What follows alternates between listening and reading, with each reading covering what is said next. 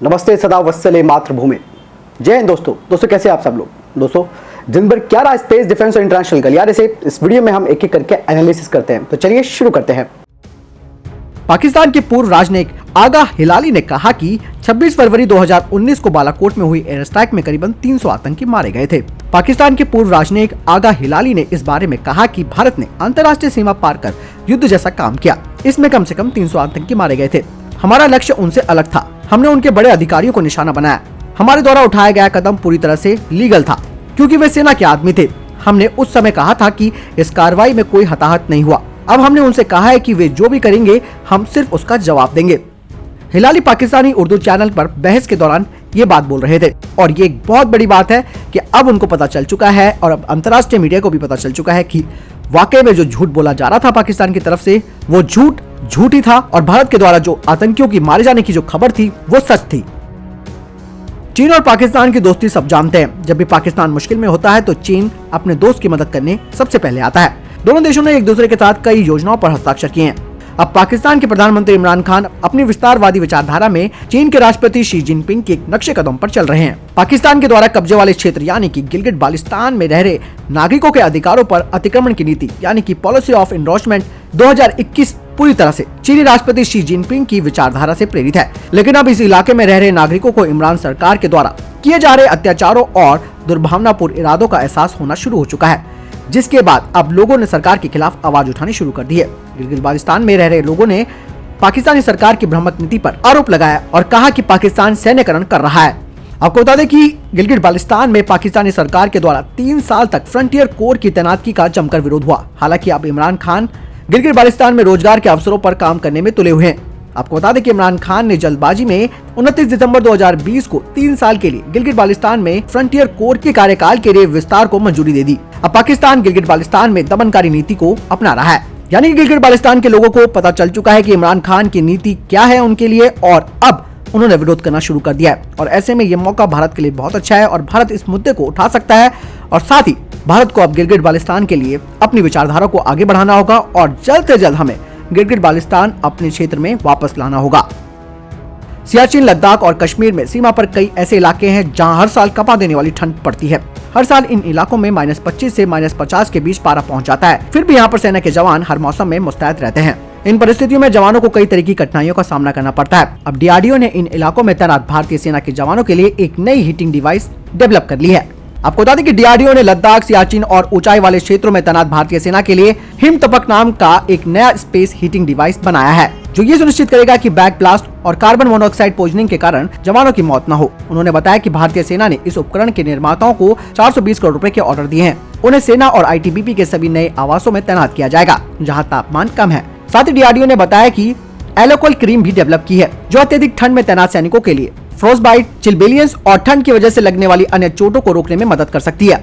हर साल भारतीय सेना पूर्वी लद्दाख, सियाचिन और अन्य क्षेत्रों में सैनिकों के लिए इस क्रीम की 3 से 3.5 लाख जार का ऑर्डर देती है। दोस्तों जैसे कि आप सभी को मालूम है कि लाइट कॉम्पैक्ट एयरक्राफ्ट तेजस को अब फाइनल रूप से मंजूरी दी जा सकती है, जिसमें कि करीबन 83 जेट बनाने का ऑर्डर एचएएल को दिया गया है, जिसकी कीमत करीबन 38,000 करोड़ रुपए है। वो डील इस साल हो जाएगी। इस जेट के शुरुआती संस्करण में 43 सुधार होंगे, यानी कि 43 इंप्रूवमेंट्स होने वाले हैं। साथ ही इनिशियल वर्जन और लिमिटेड सीरीज प्रोडक्शन के ट्रायल्स चल रहे हैं।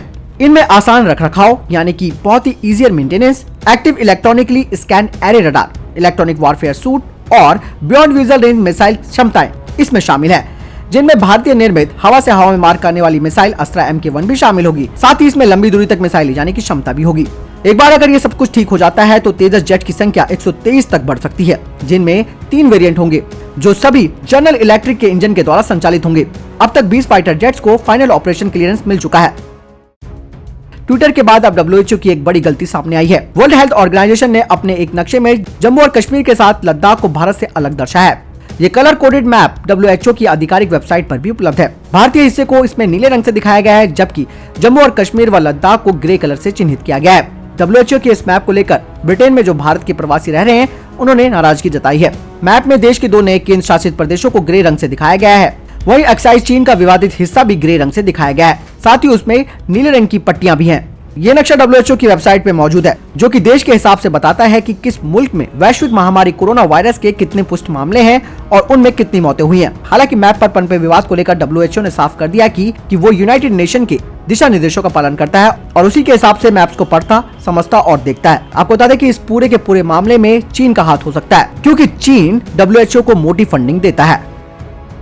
भारत जल्द ही संयुक्त राष्ट्र से मान्यता प्राप्त अंतर्राष्ट्रीय आपदा बचाव अभियान का हिस्सा हो सकता है, क्योंकि देश का शीर्ष आपदा राहत संस्था NDRF को जल्द ही वैश्विक मानकों के अनुरूप होने की मान्यता मिलने की उम्मीद है। ये जानकारी एक अधिकारी ने दी है। NDRF के महानिदेशक SN प्रधान ने कहा है कि जिस तरह देश में भारतीय मानक ब्यूरो है, उसी प्रकार संयुक्त राष्ट्र की एजेंसी INSARG दुनिया भर में आपदा मोचन बलों का मानकीकरण करती है। ये वैश्विक मानक है, हम उन मानकों के अनुरूप है और उम्मीद है 2021 में हमें ये मान्यता मिल जाएगी। साथ ही NDRF के महानिदेशक ने कहा कि भारत के लिए गौरव का ये विषय होने वाला है कि उनकी फोर्स को अंतर्राष्ट्रीय आपदा मोचन बल के तौर पर जाना जाएगा। उन्होंने बताया कि सिंगापुर और ऑस्ट्रेलिया विशेषज्ञों सहित INSARG की समिति ने पिछले साल सितंबर में NDRF की टीमों की समीक्षा की थी। आपको बता दें कि इस वर्ष 2006 में NDRF का गठन किया गया था। इस समय बल में 12 बटालियन है, जिनमें 15,000 से अधिक कर्मी पूरे देश में तैनात है और 4 और नई बटालियन बनने वाली है। DRDO ने तापस और स्विफ्ट मानव रहित हवाई वाहन यानी कि UAV के लिए लैंडिंग गियर सिस्टम सौंपे हैं। आपको बता दें कि लैंडिंग गियर सिस्टम को तापस और स्विफ्ट UAV के डिजाइनर एरोनॉटिकल डेवलपमेंट एस्टेब्लिशमेंट यानी कि ADA को ये काम दिया गया था। साथ ही DRDO ने इंडियन नेवी के project 75I diesel electric attack पनडुब्बियों के लिए 18 टाइप के फिल्टर भी सौंपे हैं। आपको बता दें कि एक बार पूरी तरह से तैयार हो जाने के बाद रुस्तम UAV भारतीय वायुसेना यानी कि इंडियन एयरफोर्स और नौसेना के द्वारा इस्तेमाल किए जा रहे इजरायली हेरॉन की जगह लेंगे। वहीं आपको बता दें कि स्विफ्ट का एक प्रोटोटाइप 2021 तक NPO Saturn 36 MT टर्बोफाइन इंजन के साथ उड़ान परीक्षण करने की भी उम्मीद है और 2024 से 2025 में यह अपनी पहली उड़ान को संचालित कर सकता है। भारतीय वायुसेना के प्रमुख RKS भदौरिया ने अरुणाचल प्रदेश के पूर्वी छोर पर स्थित विजयनगर एडवांस लैंडिंग ग्राउंड का दौरा किया। वायुसेना प्रमुख पूर्वी कमान के अपने 3 दिवसीय दौरे के तहत विजयनगर गए। इस दौरान उन्होंने कमान के दौरान विभिन्न स्थलों पर तैनात वायुसेना की यूनिट्स की सैन्य अभियान संबंधी तैयारियों की समीक्षा की। रक्षा मंत्रालय के अनुसार तटीय निगरानी को मजबूत करने के लिए 42 अतिरिक्त रडार स्टेशनों की स्थापना और मुंबई में 26 से 11 आतंकवादी हमलों की पुनरावृत्ति को रोकने के लिए संभावित रूप से नवंबर 2021 तक पूरा किए जाने की संभावना है। भारतीय तटरक्षक बल के लिए भारत इलेक्ट्रॉनिक्स लिमिटेड यानी कि BL के द्वारा इस परियोजना का क्रियान्वयन किया जा रहा है। रक्षा मंत्रालय ने अपनी वार्षिक रिपोर्ट में कहा कि स्टैटिक सेंसरों की श्रृंखला के फेज 1 और फेज 2 का क्रियान्वयन होने के बाद भारतीय तटरेखा 104 रडार स्टेशनों की निगरानी में होगी। नवंबर 2020 में BL ने प्रौद्योगिकी समझौते के हस्तांतरण के तहत भारत में अपने स्कैंटर 2001 रडार बनाने के लिए डेनमार्क की कंपनी ट्रामा के साथ एक समझौते पर साइन किए थे। टर्मिनल तटीय निगरानी प्रणाली फेज 2 परियोजना के लिए आवश्यक रडार के निर्माण के लिए BL को अतिरिक्त प्रौद्योगिकी हस्तांतरण प्रदान किया जाएगा।